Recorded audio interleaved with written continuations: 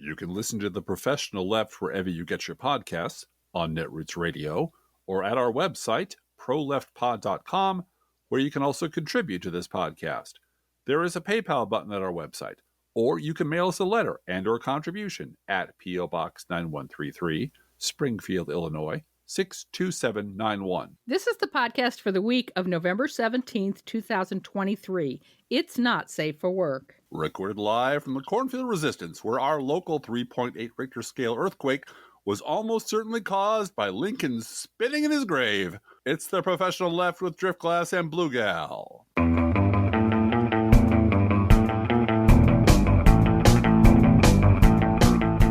It was a very punchy week in Congress for some reason. It was. I don't know if whether it's one reason or many reasons, but 'tis the season, you know? 'Tis the season for a lot of threats and punching and elbowing and fake testosterone and I will all fight that you. stuff. I will fight you right now or outside, wherever you want to fight. I will fight you. Like, wow, great. That's great.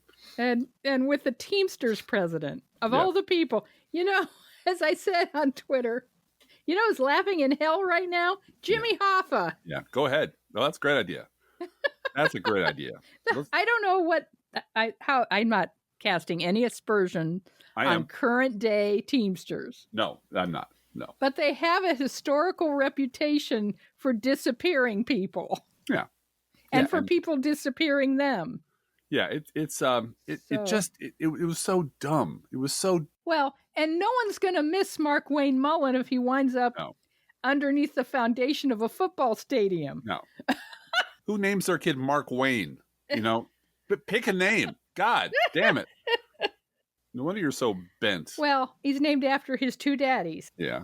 Anyway, next week is Thanksgiving, and we're going to do one show, and I don't know whether we're going to do it Tuesday or Wednesday, or whether it's going to be a hybrid and have some No Fair Remembering stuff stirred in there, or what. We don't quite know yet. But it's a hybrid. It'll be a hybrid. It'll be a hybrid show, and we will do one of them, and then we'll see you the following week.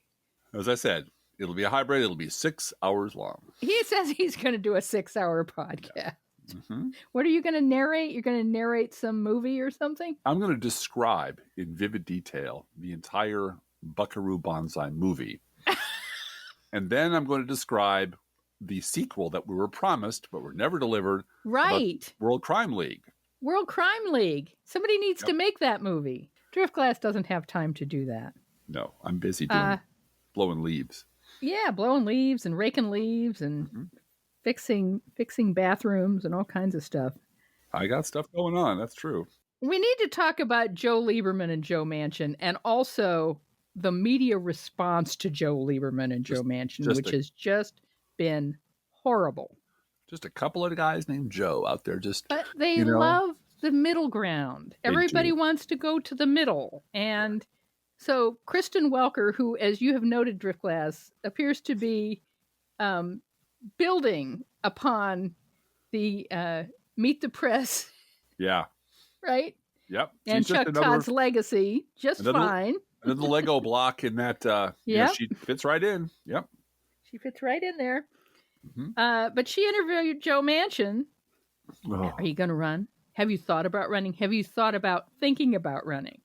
And Joe Manchin came right out and said that Joe Biden, another Joe, was too far left. Yeah. And that he really wanted to reach the middle. That center. That gooey center voter. Mm-hmm. Yeah. Now, my question would have been, could you please explain to me, and I mean this sincerely, what policies of Joe Biden you feel have gone too far left? No. That would be your question, which is why you're not. That would be my on Meet question. The Press. That is not Kristen Welker's question. No. She's paid not to answer that question. The most obvious question on planet Earth would be, what the hell are you talking about? Joe Biden's too far left. Please explain.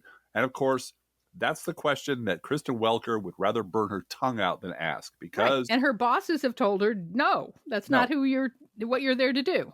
So, and then we have an oldie but a goodie, Joe Lieberman. Yeah. Yep. Who's still, yearning for that no labels candidate, and how excited he is that we could actually get some bipartisan politics accomplished, Driftglass. I didn't watch the interview he did with CNN, but Norman Ornstein did. And I don't know if you noticed, but Norm Ornstein's run out of Fox. Yeah, he's gotten radicalized. Quite a while ago. About time, yeah. He tweeted, "Yes, I saw the CNN interview with Joe Lieberman. Made me cringe. Lieberman said this would be the first bipartisan unity ticket since 1864. Mm-hmm. That was Lincoln and Andrew Johnson, which proved to be utterly catastrophic for the nation. You're not going to bring an Andrew Johnson together with a Lincoln and call it bipartisan in 2023. I was having a flashback to the year of 2007, I believe. Mm-hmm. Was it 2007? No, it was 2005. I'm sorry, 2005. Maybe 2005, 2007. It was 2007. It was Joe Lieberman had just gotten beaten in the Democratic primary in Connecticut by a Democrat. Correct. Named Ned Lamont. The Netroots, we Netroots lunatics, and all of the rest of us who fucking hated Joe Lieberman. Lieberman kissed George W. Bush on the mouth. Was a warmonger, and it continued to endorse the Iraq War after we found out it was all based on a lie anyway. And after the Democratic establishment, including let's say it Barack Obama, went to Connecticut to prop his fucking ass up, Lieberman was the one who knifed Obama in the back and took away the public option from the Obamacare package. Right. Lieberman is just a filthy old man who shouldn't be anywhere near power at all. But he's got friends because he's very holy. In fact, we did a whole thing last week on the end of the world. Mm-hmm. And we talked about his good friend, John Hagee, because John Hagee unremittingly supports Israel because without Israel being in a certain condition, John Hagee can't get to heaven. So, and Lieberman knows all that. He doesn't give a shit because, and he described John Hagee, who's a horrible, horrible, contemptible weed of a human being, as like Moses, a real mensch like Moses he is. So Joe Lieberman is just, like I said, a filthy old man who has no business being anywhere near power. But I was flashing back to the good old days when after Ned Lamont beat him fair and square in the Democratic primary, none other than David fucking Brooks lost his goddamn mind and wrote a long, screechy, hysterical column about the Tom delays on the right and the Netroots delays on the left are Shia and Sunni politics in America, and they're destroying America. The only thing that can save America is a unity ticket, Blue Gal, of Joe Lieberman and John McCain.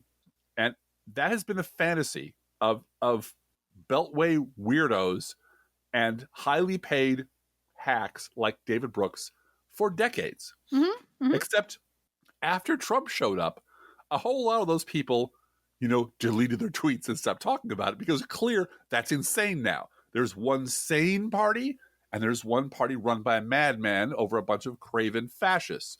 And there is no middle ground between these two. Only Joe Lieberman and Joe Manchin are still jerking off and fantasizing about this imaginary center where we can bring together, the fascists and the people who don't like fascism.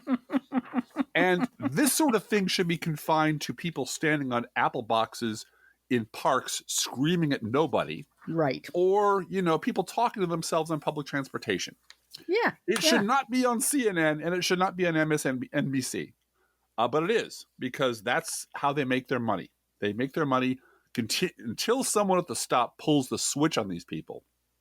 They're going to continue pimping this idea of and Joe Manchin even said, I'm for the sensible, and you just heard his brain say, don't say sensible center. Don't say sensible center. Every blogger in the universe will mock you for saying the sensible center. That's quotable. Don't say that. But that's what he means. There is no sensible center. And that's a good thing. You and I have said for years, burn down the center and the right will fall. So Joe Lieberman and Joe Manchin want to keep the right propped up long enough for them to retire or be buried with honors somewhere, next to John McCain. I don't know what their deal is, but they're terrible people. Now, on the other hand, speaking of people who have disappeared from public view, but keep clawing their way out of the grave of oblivion, I'd like to speak for a minute about a guy named Chris Cillizza, who you all know. Now, I might have mentioned this last week. I don't think I did. I think it was just between me and my wife I talked about this. But it's hard to know sometimes. It really is. It is. But I did some mental math about when we recorded and what I said. So I don't think I said it last week. So bear with me if I did. And, you know and what? by the way, Driftglass said something very romantic to me this morning. I did? He said, honey, it's not my Metamucil. It's our Metamucil. It's our Metamucil. That's right. That's true. I figure if Keith Olbermann can repeat the same 12 stories over and over again over 200 episodes of his podcast, I can screw up every now and then and be a little repetitive by mistake. Yeah, sure. So again, this is about our friend, media genius, who's gone off into the wilderness for reasons we don't quite understand, other than people finally said you got to fire his ass. Mm-hmm. Chris Cillizza. So Chris Cillizza is on. This is this weird combination of things that for my sins I do every week. I listen to Mona Charen's Bulwark podcast, which are a bunch of right-wing people who hate liberals but can't bring themselves to support Donald Trump. So they call themselves center-right. Mm-hmm. And then a bunch of people who really hate liberals but are technically Democrats, and that's the center-left. And those are people like Will Salatan, who couldn't get a job anywhere doing anything else, but he's there as sort of their Alan Combs. Yeah. He's there to laugh at anything the host says that anyone tells him is funny. Ha, ha, ha, ha, ha, ha, ha, ha, ha, that's so funny, Charlie Sykes. And basically agree with everything the center-right says. Mm-hmm. So there's Chris Cillizza talking about the Ron DeSantis campaign. And he says, in all seriousness, almost like it's a conspiracy, like it's a whisper. I've come up with this metaphor that I think is perfect. And I don't think anyone's ever used this before. I just dreamed of it myself, and it's genius. And he's patting himself on the back, coming up with this metaphor of where, you see, it's like a dog food company. And then the dog food company markets this dog food, but when they bring the dogs in, the dogs won't eat it. So they won't eat the dog food. That's my metaphor. Don't tell anyone. It's mine, and I'll be using it more, but I just decided to roll it out here first. And Will Salatan goes, ha, ha, ha, ha, ha, ha. Oh my God, that's genius. I'm writing that down right now. That is the cleverest thing I have ever heard. My God, where did you think of that? That is so smart. There's only about 7 decades of mold on that. The dog won't eat the dog food is about 70 years old. Yeah. It's as old as the Mad Men era. Yep. And I'm thinking, is this an elaborate joke they're playing on me personally, hoping to get on my podcast talking about Chris Cillizza? I don't know. I don't think so. But I really think that Chris Cillizza is so fucking clueless, such a fucking hack, that he really doesn't understand that he's stealing one of the oldest metaphors in the modern English language for something that doesn't work. And Will Salatan feels obliged to laugh at anything anyone says to keep himself employed at the Bulwark. Yeah. And that just strikes me as funny and sad. This isn't a Bible bitch segment, but the Bible came up this week in the middle of all of us being distracted by the fist fights and threatened fist fights and punching people in the kidneys in Congress, which you've heard on other podcasts, I'm sure, and on the news.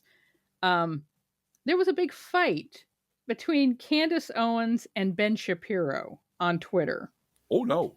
And Candace Owens has decided, and I do not judge her or question her Christian faith at all. I disagree with her on a lot of stuff. Anybody that gets solace from the Bible or the Quran or running marathons or watching Oprah or whatever it is that floats your boat, as long as you're not forcing the federal government to impel all of us to follow your path, go for it. And so Candace Owens has found and rediscovered her Bible, and she's going on with Bible stuff. And one of the things she did this week is, quote, "Blessed are the peacemakers." And I looked at her tweet, and I have her blocked, but I went and overrode that and looked at her tweet. I couldn't see that she was replying to anyone or anything when she quoted "Blessed are the peacemakers" and ended her tweet with, "You cannot serve God and money."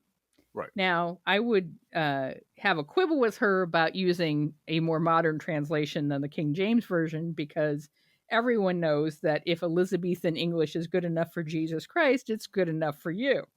One legitimate Bible. There's only one legitimate Bible. King James, that's it. That's period, it. Right? Mm-hmm. But she used a more modern translation. "You cannot serve God and money." All right. And there were many replies to this tweet saying, "Yes, Candace, I've gone back to my Bible too." And whether they're responding to Israel-Hamas or Trump's trials or the fistfights at the House of Representatives or the impending sense of doom that they're going to lose every election between now and 50 years from now, whatever it is that's stressing them out, many people following Candace Owens have decided to go back to their Bible. Right. And so Candace Owens said this, you cannot serve God and money. Ben Shapiro retweeted her, quoting and saying, Candace, if you feel that taking money from the Daily Wire somehow comes between you and God, by all means quit. Now, again, I can't see where she was addressing Ben Shapiro in any way, but I love it when mommy and daddy fight. Oh, I'm listening for the divorce word to whisper under the door. Yeah.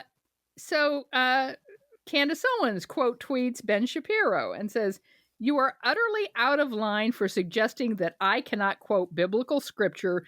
The Bible is not about you. You have been acting unprofessional and emotionally unhinged for weeks now. And we have all had to sit back and allow it and have all tried to exercise exceeding understanding for your raw emotion." I'd like to point out that she's speaking for everyone now. Everyone, guess at Daily Wire? Or the world, the whole world, all creation? Okay. But this is still Candace Owens to Ben Shapiro. But you cross a certain line when you come for scripture and read yourself into it. Mm-hmm. I will not tolerate it. Then Charlie Kirk jumps in. Mm-hmm. Now remember, this is going on between Ben Shapiro and Candace Owens. Charlie Kirk says, I am genuinely confused why asking questions and quoting Bible verses about peace warrants a call to resign from Daily Wire. There should be more room in the conservative movement for disagreement. We can do better than this. Mm-hmm. And Candace Owens decided that her response was going to be to demand to see the manager of the Bible because I will not tolerate it. And so she went on Tucker Carlson's podcast. Jesus Christ. To tell her side of the story and her love for the Bible and also apparently, what's going on with Ben Shapiro to make him so mad at her. Well, telling her whole side of the story to Tucker Carlson, deeply religious, potentate of the Christian right. Yes. Really the Pope at this point, because he's the Pope at this point. These two are taking it to the Pope of their religion, who is Tucker Carlson. Because popes are the ones who settle disputes among the lesser beings and decide who will be favored and who shall not be. And so you take it to the final authority. You take it to Tucker Carlson, who's the bishop of Wingnut, who's whatever his title is. He wears the biggest of all the mitre hats. He sure does. Yeah. So speaking of God and mammon, Charlie Kirk and Candace Owens have one other thing in common. They both walked out of Springfield with $30,000 of the GOP's money a couple of years in a row. Both of them were hired as the featured speaker at the Lincoln Day celebration for the Sangamon County Republican Party, who paid them both 30 grand, 35 grand, something like that, and whatever else they could pocket to come to town and whip up the crazies. So they're represented by the same speakers bureau. So they are. Well, and these are decisions being made at the ground level by Republicans who we know, who decide among all the people in the universe, all the Republicans in the universe, to call in for support, to call in to whip up the locals and get them to the polls. They call in Candace fucking Owens and Charlie fucking Kirk. And those kind of people will sell $100 rubber chicken dinners. Yeah.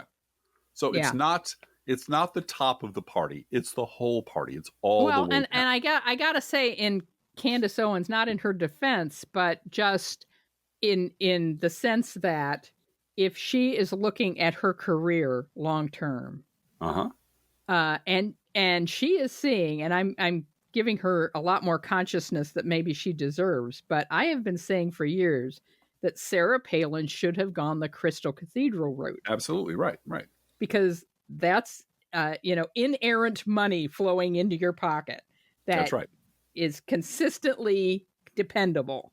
And so if Candace Owens is looking at the future of conservative media and where the money's going to come from, and maybe she knows stuff about WinRed that, I suspect, and she looks at Trump and where is he going to be in 3 years? God forbid he should be running this country. Yeah. The safe landing place, if she looks at all the fighting that's going on in Congress right now, the fact that they have to pass a CR regardless of whether they want to or not, regardless of what Charlie Kirk and Ben Shapiro tell them to do, and sees how they are fading as a movement. Right.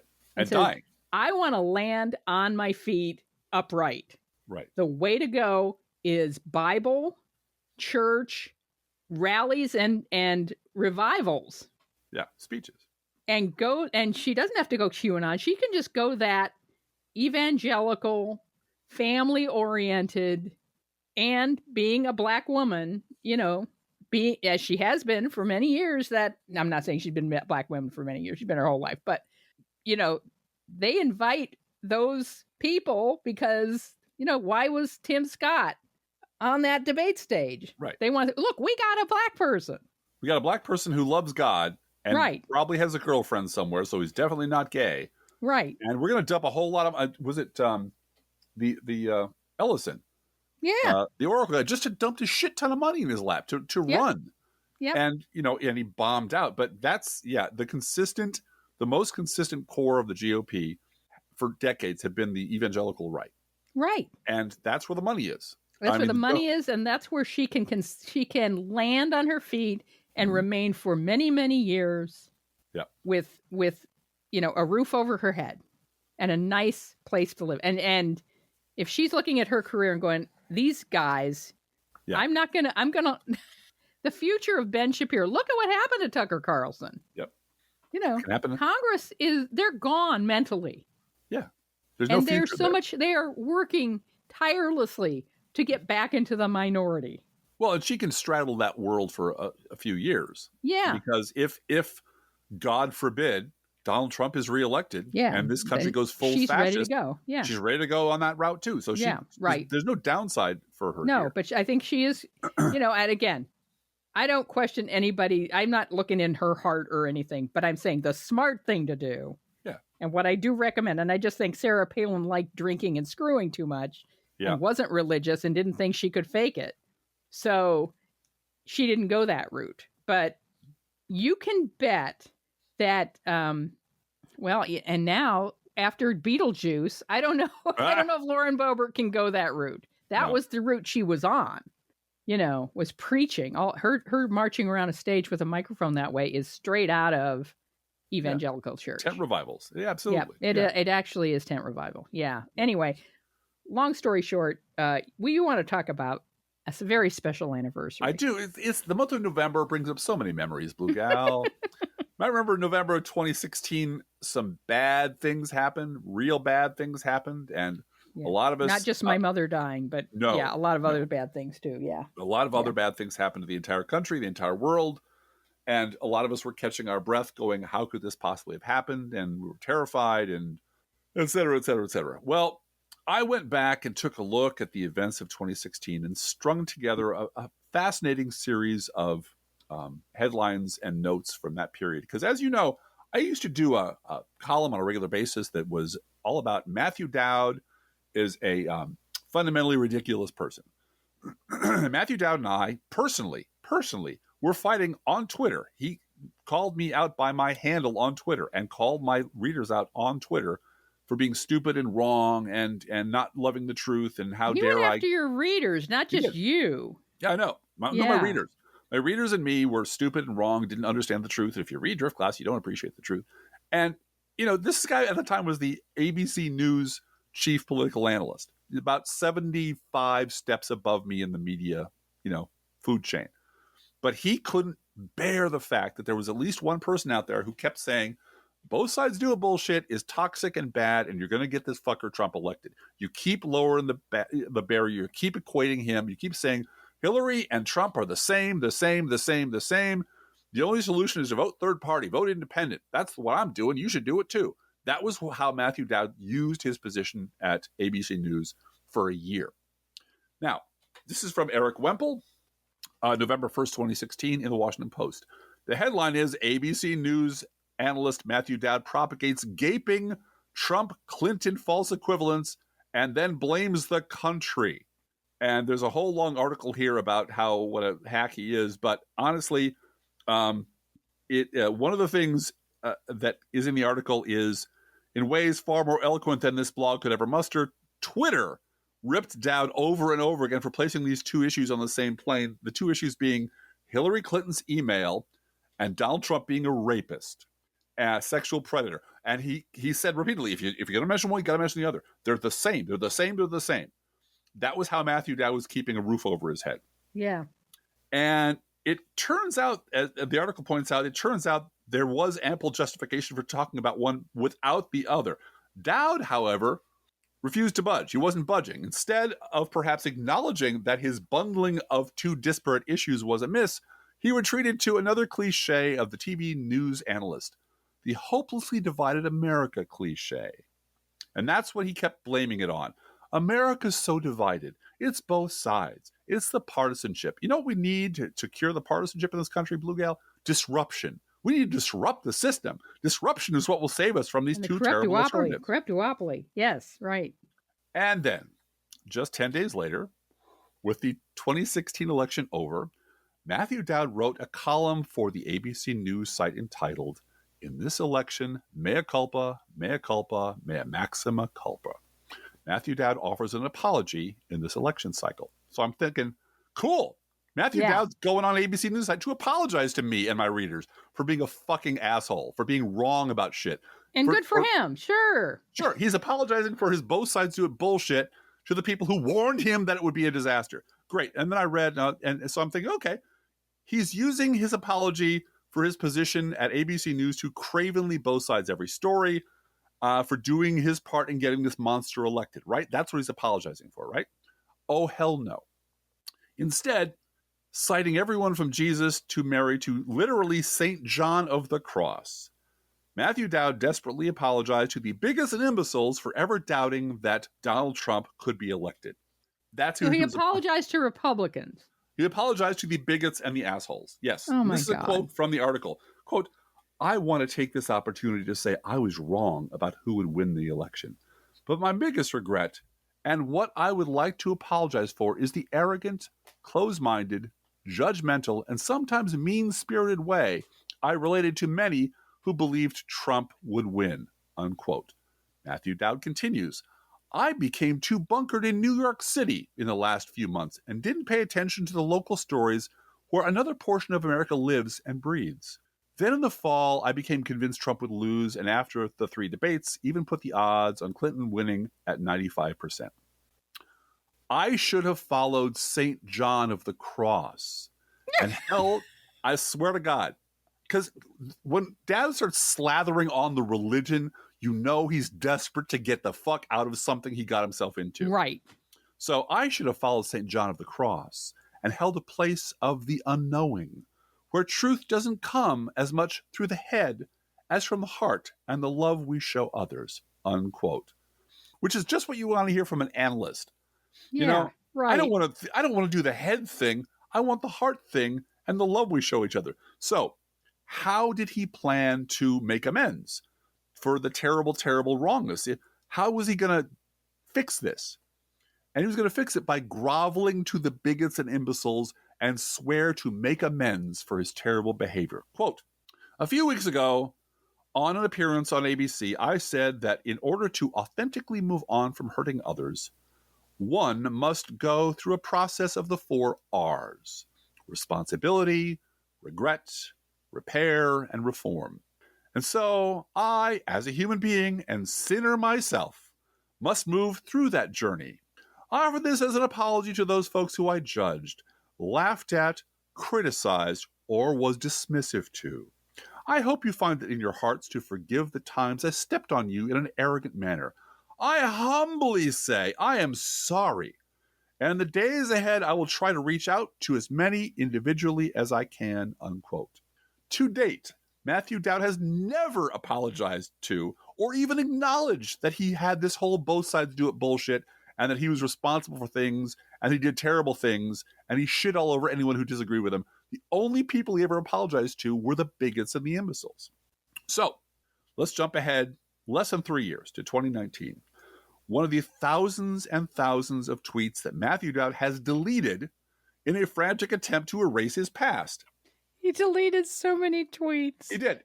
He wants to apologize and beg the forgiveness of the bigots and imbeciles. I gotta believe, because his boss has said, you get out there and you say you're sorry to these people or they're going to screw us over. They're not going to watch us anymore. It was to keep his fucking job and make it sincere. So St. John on the cross, by Jesus and Mary, I swear, I'm humbly, grovelingly apologizing to everyone except the liberals who were actually right all along, who I shit all over and wouldn't acknowledge they were right once it came to pass that they were. This is what we find Matthew Dowd saying less than 3 years later. Quote, with the events of the past few years and conduct and behavior we have seen, can someone explain to me how Hillary was wrong? And that was her, basket of deplorables comment. Oh, wow. Now, the punchline to all of this, of course, is that having apologized to the worst people in the world, having shit on the people who are actually right, having completely reversed himself and deleted every scrap of evidence he could lay his hands on, rather than doing, the 4 R's, honey. Yeah, he decided not to repent and repair and remorse and whatever with the people who were right about shit. He just decided to delete those tweets and pretend it didn't happen because he's a faithful Catholic. And like a faithful Catholic, you just stuff some money in the box and lie about it and go out and sin some more. So, lastly, this is from February 2nd, 2022. This is the punchline. Matthew Dowd joins MSNBC as political contributor and analyst. And in that way, all of his sins have been shorn and shriven, and he is forgiven and born again in the blue, beautiful light of MSNBC and Nicole Wallace. Isn't that nice, Blue Gal? Doesn't that have a happy ending for you? I've heard that MSNBC is not our friend. Yeah, it's not our friend. So, yeah, that's my Matthew Dowd anniversary celebration. I hope y'all enjoyed it. All right. I debated in my heart whether to talk about this, and to the extent that we're going to talk about it. But we do have to talk about the normalization of Trump and Hitler and all of that. Yes. In the media. And the reason that I debated about it is in our notes, we actually quote Donald Trump and what he said. Yeah. And I think it's important to do that. I don't like quoting Donald Trump. No. I don't like talking about him. But in this instance, I think it's warranted. And I hope that you hearing these words in my voice helps everyone sort of see, not that our listeners wouldn't see it already, but puts that perspective on it. Oh, she's quoting Hitler. Mm-hmm. The Washington Post headline from this week said, Trump calls political enemies vermin, echoing dictators Hitler, Mussolini. Good job for them, right? Good job. Great job. Straightforward, clear, and honest. And what Trump said, and again, this is in my voice. I'm not going to try to impersonate Donald Trump, but I think hearing these words in someone else's voice is important. Mm-hmm. We pledge to you that we will root out the communist, Marxist, fascists, and the radical left thugs that live like vermin within the confines of our country, that lie and steal and cheat on elections. They'll do anything, whether legally or illegally, to destroy America and to destroy the American dream. The threat from outside forces is far less sinister, dangerous, and grave than the threat from within.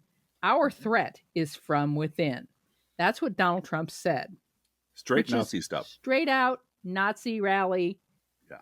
Lenny Riefenstahl movie. Yeah. It is. It is. There's no fig leaf on there anymore. No. Stephen Miller wrote this, and he took it from Hitler Mussolini. Okay. So then comes this from Raw Story, quote, Trump team isn't thrilled to see his name alongside Hitler and Mussolini. Yeah. Oh, that's a bad look. Really? Now, let's compare and contrast this with how, and I love the way you put this in our notes, Drift Class, the Sulzberger family newspaper does business. And you've talked to me about this week, that it's really important to talk about the owners, managers, CEOs, family owners of the newspapers, by name, media outlets, by name. You don't wave a hand around and say, I do it all the time. I realize that. Yeah, right. And that's because there's a broad stroke approach to this is valid. But in this case, it's the Sulzberger family. They own the New York Times. They're making this decision. They're the publishers. The names on all the checks of everybody who works there are them. And so they are the ones responsible for this in the end. Yeah. Don't forget their September 10th, 2016 headline about Hillary Clinton stating an obvious fact about Trump supporters. Quote, Hillary Clinton calls many Trump backers deplorables and GOP pounces, unquote. That was the New York Times in 2016. Yep. The article in the New York Times about that was Republicans from the presidential ticket on down pounced Saturday on Hillary Clinton's remarks that half of Donald J. Trump supporters fit into a basket of deplorables, saying it showed she was out of touch with an economically hard-hit electorate, unquote. Yeah. First word in the first paragraph was Republicans. We're going to tell their point of view from their point of view. Right. Mm-hmm. And so there was a rain of shit in the media, and Hillary Clinton backed off and apologized. From CNN, Clinton expresses regret for saying half of Trump supporters are deplorables. She was talking about the Klan. I mean, this is ridiculous. From Reuters, Clinton regrets calling half of Trump supporters deplorable.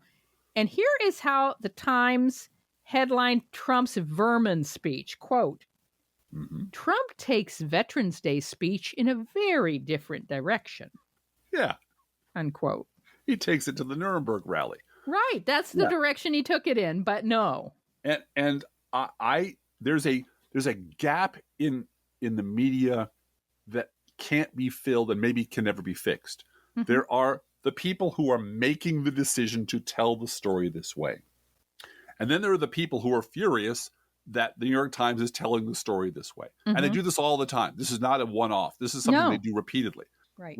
What is gapped in the middle are the people who will talk to the people at the New York Times about this and then come back to the public and say, here's what they're doing and why. Here's the person who's making these decisions. Here's where you should direct your anger. It's just they publish this shit. They live in an ivory tower on an island, and they don't care about our reaction. They don't give a shit about it at all. They do it all the time. They've been doing it for years. They put people like David Brooks and David French and Bret Stephens on their op-ed page. They gave Bill Kristol a job there for a year, and they don't care. And it is maddening to me. They do a lot of good journalism, but it's maddening to me that no one can explain to me who's making these decisions and why, and no one who makes the decisions will ever allow themselves in a forum where anyone can ask them a question about why the fuck do you do things this way? Why do you put a climate-denying scumbag like Bret Stephens on your op-ed page? Why is David French there? Because they don't want to answer those questions, and it's a privately held... They don't want to answer any questions about David Brooks. I can tell you that right now. No. Yeah. And there's more headlines to come, so strap in. Actually, there's just one more. This is the headline of the New York Times this week. Quote, why Trump seems less vulnerable on abortion than other Republicans, unquote. Okay, that's kind of weird because this is the same Donald Trump who took credit on video for ending Roe versus Wade, bragged about it. He called for a national abortion ban. He took credit for the very extreme 6-week bans. And he said women must be, quote unquote, punished for having abortions. That's all on the record, on tape out there. So how does the New York Times come up with a headline about why Trump seems less vulnerable than everybody else? Because I don't know what this article said, but everybody in Trump world knows that Trump paid for abortions in the 80s. Yeah. But he's an imperfect person, Driftglass, and he's being used like King Cyrus. You know that. It's just the same. Yeah, and you know what? That's fine for inside the plastic skull where you can watch the Trump supporters' brains moving. You can see what goes on up there. But that isn't what the New York Times is supposed to be doing. No, that's not supposed to be their job. Yes. Now, maybe the New York Times would headline, why Trump supporters are stupid enough to believe that he's less vulnerable. That would be one way to look at it. Yes. Why Trump supporters are gullible enough perfectly to okay with Trump and abortion. Yes, right. That's a more honest headline, but you won't see that coming from the New York Times because the Sulzberger family doesn't want it that way. Yep. I can think of no other explanation for it. Honestly. Yep. All right, I want to talk for a minute about social media and yarn. Really? And please bear with me. Is this a desperate cry for people to send you yarn? No, it is not. All right.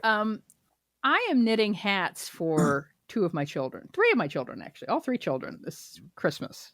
And I can knit anything for a junior dude as long as it's green. Right. He likes green hats, so whatever fiber I want to use is fine with him. And youngest child, as long as it's not too girly, will take any hat that I give her and love it. Okay, right. That's whatever hat that child wants. I'll put it in a wrapping paper. Oh, I love it, Mom. That's fine.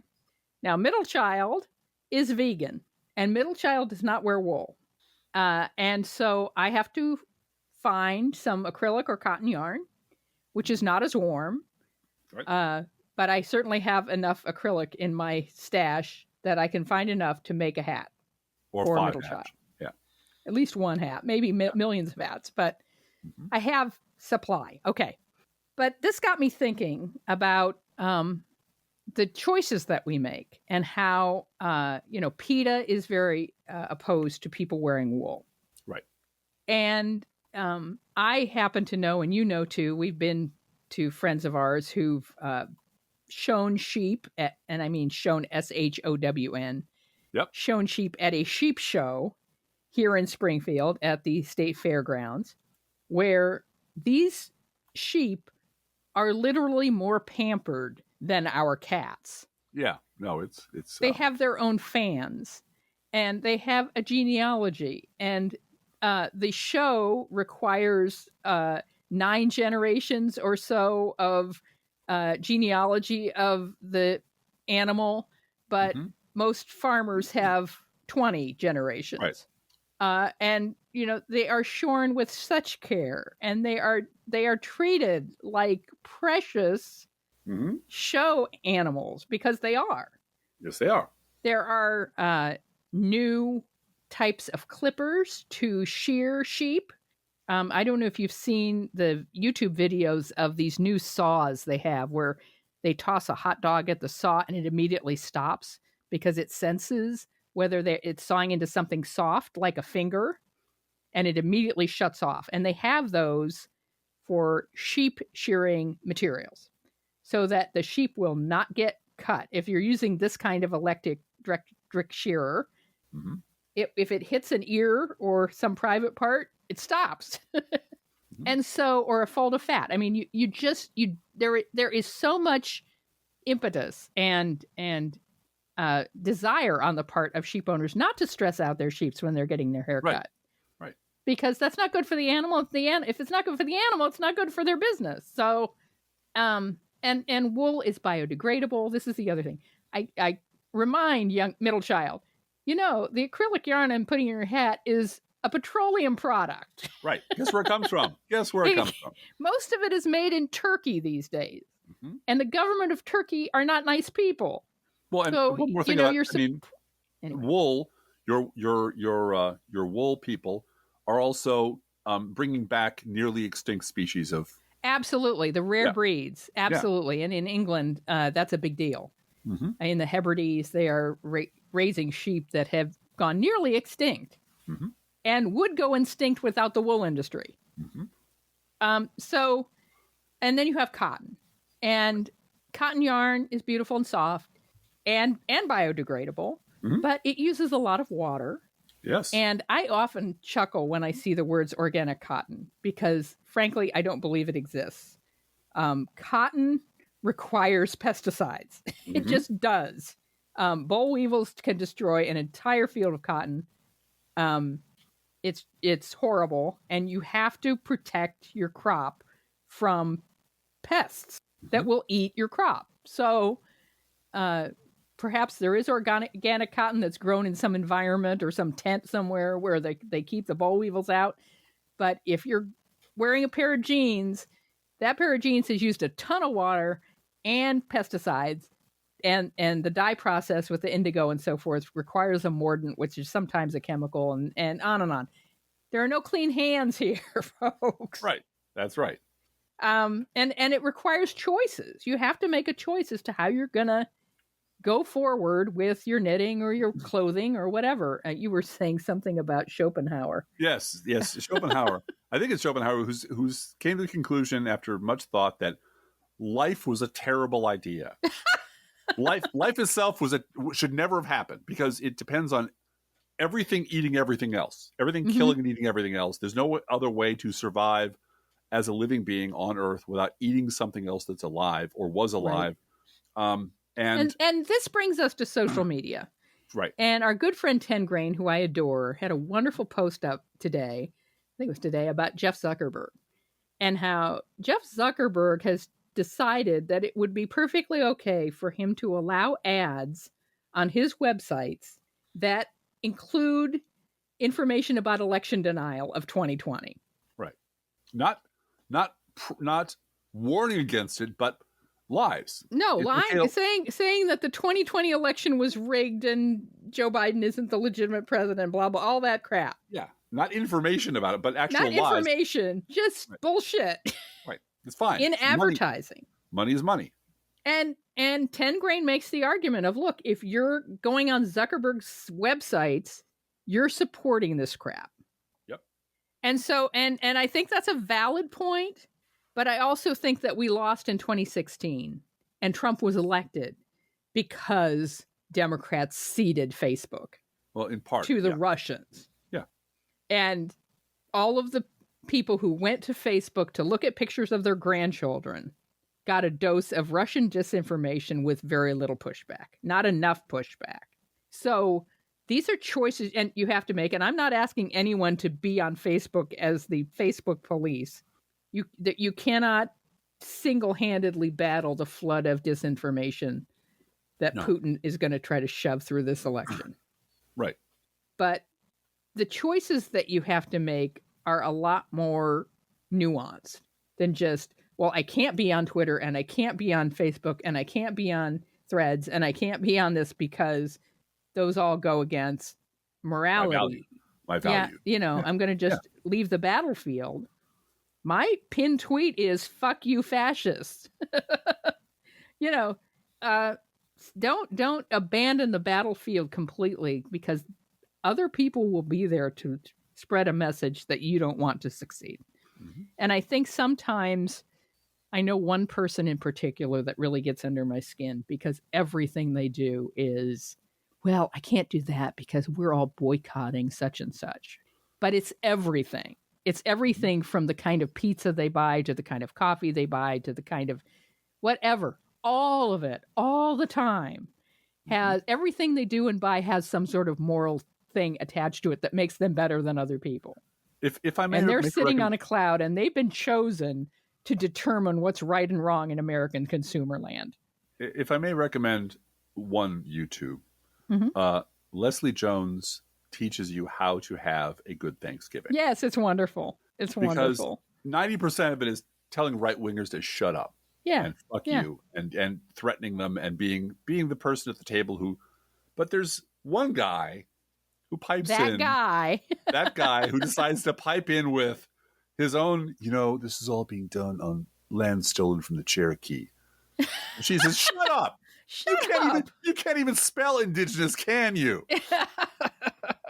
And everyone has we have our causes. We have our causes. And we're insufferable about our causes. We understand that. But there really is a limited number of social media and media publishing tools available to common people like us to speak to a large number of people. And if we deprive ourselves of those tools, we'll never talk to anybody. Well, and I'd argue there's too many of them right now. And we're in the wild west of these absolutely necessary utilities being bought by very bad people. I mean, Elon Musk is being a Nazi this week. He's out of Daily Stormer. Straight up Nazi. Shame on him. And I know he has autism and he's also got way more money and way more power to shut off satellites and so forth. We created a lot of these problems that we have with Elon Musk. But, again, Republicans are in charge of the House right now. So what are you going to do? We've got choices to make. I'm not going to be harsh with anyone who makes a different choice than the one I made. Mm-hmm. But I'm asking people to think about fighting battles where sometimes it's not comfortable to fight that battle because your voice needs to be there. Mm-hmm. And I deeply respect Tangrain and what he's saying. I really do. We got to do a news roundup. Well, and I just want to add one more thing. We lost an OG blogger this week. We did. Xandar versus the Stupid. And I'm going to honor Stupid. Xandar versus the Stupid, who's 48 years old, and I would not know he existed were it not for the fact that he hit publish and I could read what he wrote across the internet and social media. Right. And he was a comrade. I never met him. He was. And he was a blog against theocracy guy. And really, back in the day, in the old school, was 2004 to 2008, when we were all just dealing with the second Bush administration. Yep. He was one of us. Yeah. And he's gone now. So life is precious and short. And I would not have known who he was were it not for the imperfect, deeply imperfect media that we're all forced to use. Right. But it was worth it. It was worth it to know who this person is, to go through, to wade through the filth that is Twitter, to find the people out there who are just like you and me trying to make sense of this, to push back against it, and to make the world a marginally better place than when we left it. Or it's all Schopenhauer. Life itself is a terrible idea. Life itself should not exist. That is one position I simply will not take. Now, well, I thank God that the internet brought us together, Driftglass. So it's a dating service. I got booze and a woman. What more do you want? I did well. News roundup: the President Bidening continues, and boy, did it this week. Yeah, it did. Tim Scott of Tim Scott fame announced that he is suspending his presidential campaign. He did it on Sunday night in America with Trey Gowdy, which is where you go to make these important announcements about your future in politics. Trey Gowdy has a self-help book out about asking questions and listening. Oh, really? But I don't think he mentions the time that he asked questions of Hillary Clinton for 11 hours. No. And it lost him his job. I have a lot of questions of Trey Gowdy I would like him to answer, but I don't think that's going to happen. All right. Let's look back at Mitch McConnell in 2017 when he said that his Trump tax cuts won't increase the deficit. Which is great. That's great news. Which was great news. And today, Mitch McConnell says the exploding deficit is very disturbing. And it's driven by Medicare, Social Security, and Medicaid. And big tax cuts, right? I mean, mention the big tax cuts. No, he did not say that. Oh. He does not blame his tax cuts, either the Bush tax cuts or the Trump tax cuts, for the deficit. Oh, that's weird. Yeah. Now, maybe he's just having a moment. Univision, the nation's largest Spanish language network, has decided to cancel ad buys by the Biden campaign in Nevada, Arizona, Pennsylvania, and Florida after Trump met with their executives last week because our media continues to fail us. What the hell is that about? I'd love to know. I would love to know. Yeah. The House, and by the House we mean Democrats, passed a short-term funding bill to keep the government open after Democrats stepped in to rescue Speaker Mike Johnson and his spending plan that many Republicans opposed. The bill would fund some government departments until mid-January and the rest through early February. But it does not include spending cuts or policy changes that the House Freedom Caucus had demanded. Democrats, meanwhile, are dissatisfied that the measure doesn't include emergency aid for Israel or Ukraine, and it also threatens a two-step shutdown next year, election year. Good luck, keep fucking that chicken, Republicans. Yeah. The bill still needs to pass the Senate and be signed into law by Biden before midnight on Friday to avert a government shutdown. The House GOP's right flank is furious that Mike Johnson worked with Democrats to avoid a shutdown, a move that essentially mirrored Kevin McCarthy's last act on the job. Steve Bannon went on the Charlie Kirk show and said, quote, Speaker Johnson has to do some real reflection, because if he's not up to the task, I think the honorable thing for him to do is just resign. Mm-hmm. If he's not up to the task to step into the breach and be like, as close to Christ as possible and going into the temple and driving out the money changers in our nation's capital, then it's time to be a man of honor. Say, look, I was a great constitutional lawyer. I fought for all these social issues. This is just too much for me. Step aside and let's get the next man up. And Charlie Kirk, he was on the Charlie Kirk show saying this, replied, I totally agree. And Steve, it's gone, by the way. We can lament all we want. The leverage is gone. Who took the leverage? And then Charlie Kirk adds the chef's kiss coda. In some ways, what Speaker Johnson is doing is even worse than McCarthy. Worse than McCarthy? Wow. How's that even possible? So he's like the Kristen Welker of this, right?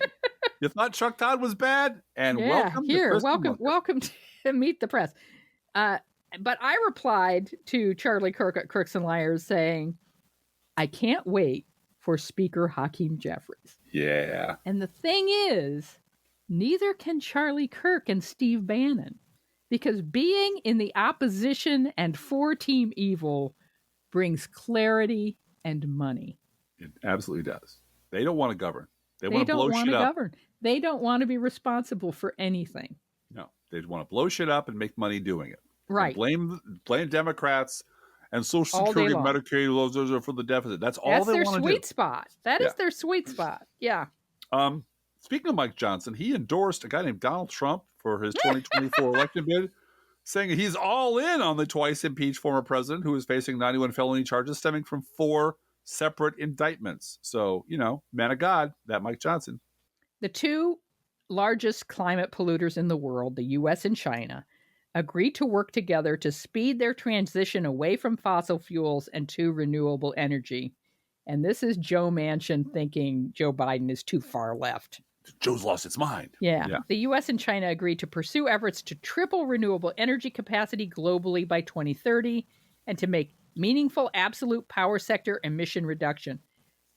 Brit Hume had a lot to say about this on Fox. This week was also the 5th National Climate Assessment, which is done by 14 different federal agencies, including NASA and the EPA and the National Science Foundation and other agencies.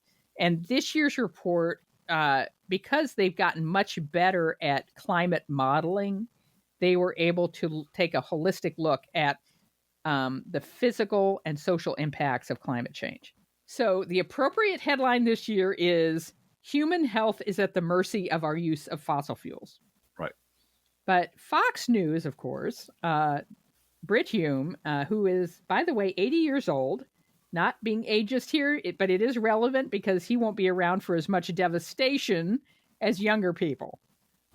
He said that worrying about climate change is almost a luxury, and climate change is a distraction.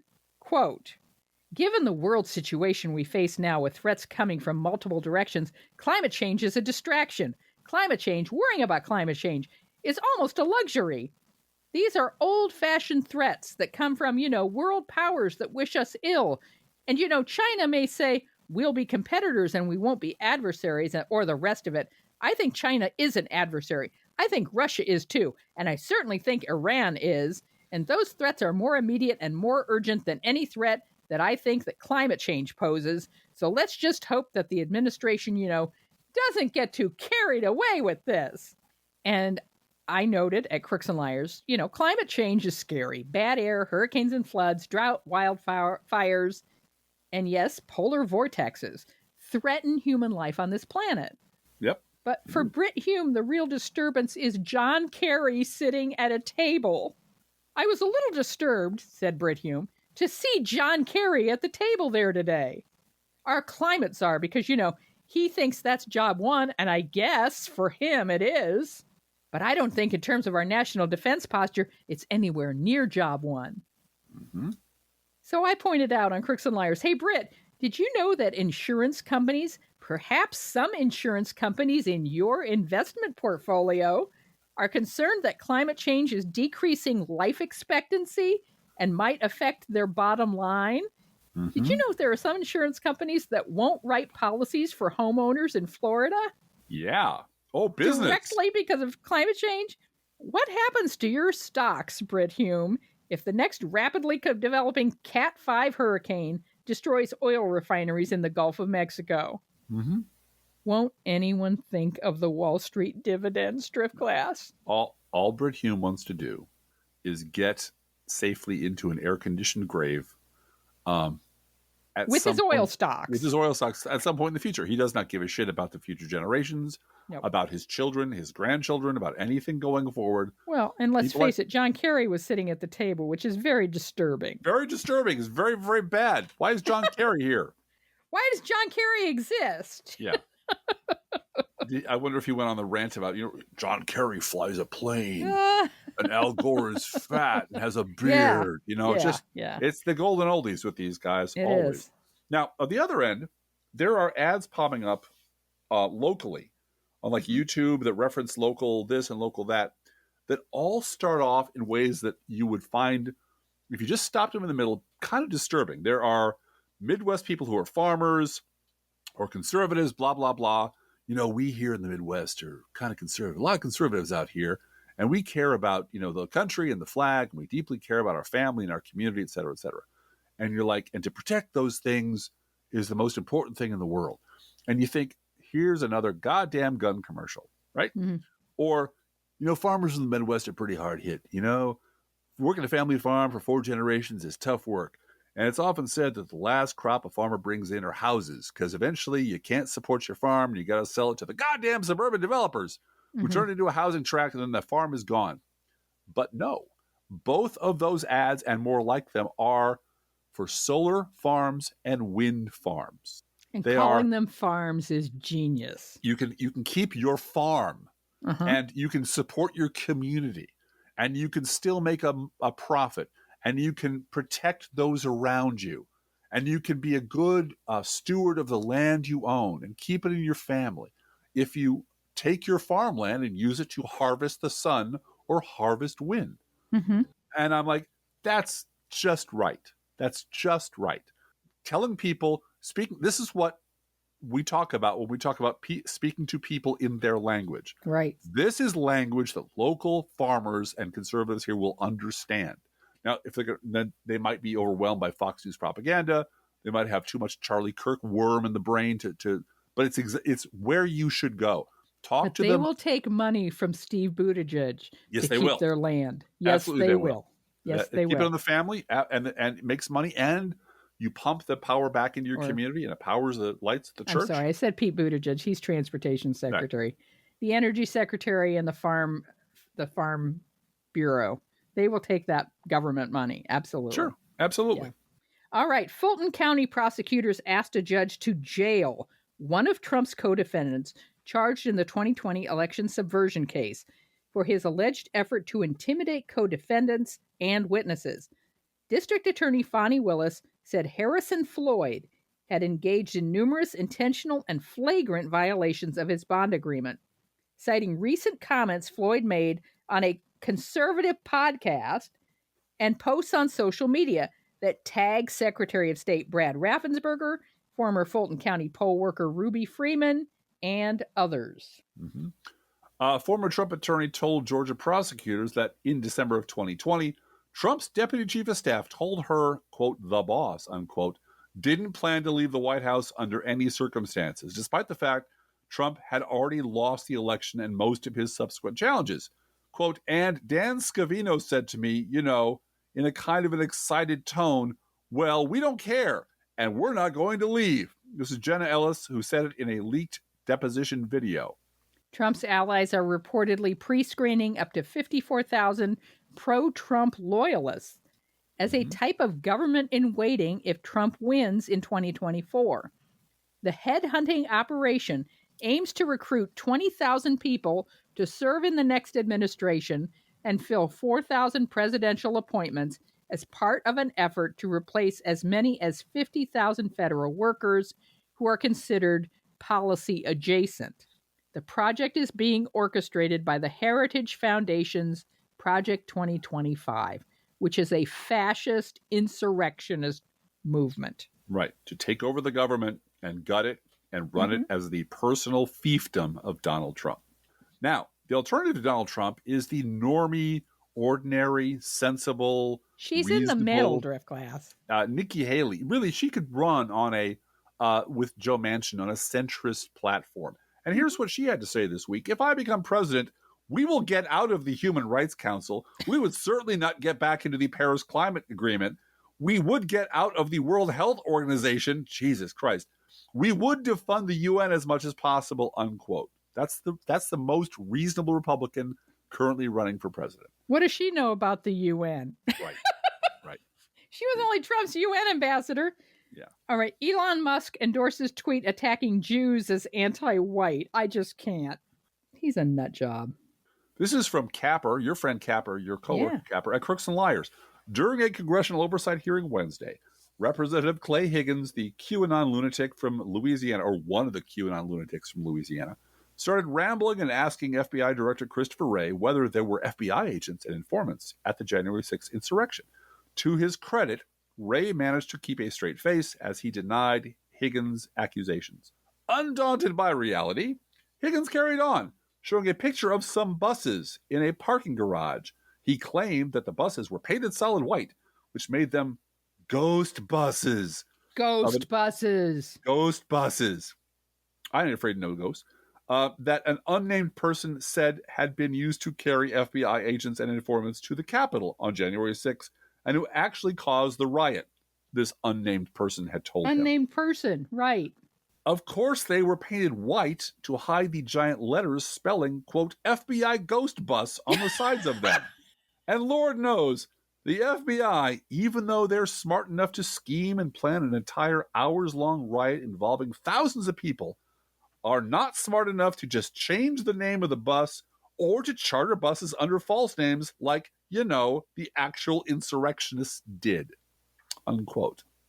This is like the GOP account on Twitter that said Joe Biden reportedly got allegedly. Money from China. And I'm like, allegedly and I'm reportedly Miss America 1946. Yeah. It is rumored. Yeah. And this apparently, he looked drunk to me. I'm just going to say, reportedly drunk hayseed from Louisiana. Reportedly, he was very alcoholic. Impaired. Lifelong alcoholic, right? Reportedly. Was elected by the 3rd district in Louisiana, by the voters there. So take it up with them. There's something wrong with these people, way down deep in the roots. Yep. Bless his heart, Chip Roy has created a perfect 2024 ad for House Democrats. I want my Republican colleagues to give me one thing, that I can go campaign on and say we did. One. Anybody sitting in the complex, if you want to come down to the floor and come explain to me one material, meaningful, significant thing the Republican majority has done. So generous of him. He's such a helper. In local news, some good news. You might have heard us talk like once or twice or 1,000 times about what an absolute disgrace our local paper has become.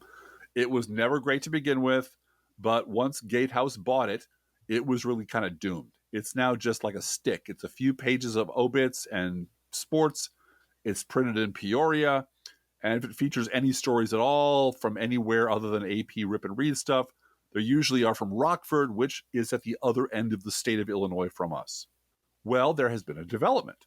The Community Foundation of Springfield has announced the start of something called Press Forward Springfield, which is a coalition of funders focused on strengthening local news, which is great news.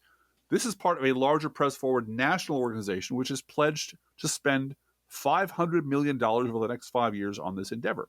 The press release says the following, quote, Press Forward partners are committed to recenter local news as a force for community cohesion, support new models and solutions that are ready to scale, and close long-standing inequities in journalism coverage and practice. As local newsrooms have disappeared across America, communities have witnessed fading civic engagement, eroding social bonds, surging misinformation, and dwindling governmental accountability. Over the last decade, news organization founders and funders have stepped up to build and invest in emerging ecosystems across the country. Press Forward local chapters are an opportunity for funders to create place-based initiatives for local news driven by the specific needs of their communities. And we need that here so badly. Yes, we do. I can't even say. Yep. So, little good news. Little good news. Each week we post to our Facebook page and website an internet kitty sent in by you, the listeners. This week's internet kitty is Pickle. Pickle. Now, Pickle used to be a house cat, but has moved to college with one of their family's children to matriculate. Which, as far as this photo shows, means sitting by the mini fridge and staring at an Apex Legends video game computer screen. Hey, it's a good life. College, that's what 2/3 of college students do anyway. So college, yeah. And of course, Pickle Eats Freshly Poured Cat Food, our fake sponsor. Whether you serve Pet Store Perfection or Dollar Store Dreck, your cat will sit on the dorm room floor and demand that as soon as I'm done with this round of Apex Legends, the food I eat will only be freshly poured. Freshly poured, freshly poured. Oh my Lord, it's freshly poured. And you can visit Pickle. He's in the dorm room, all right, playing video games at our Facebook page or website.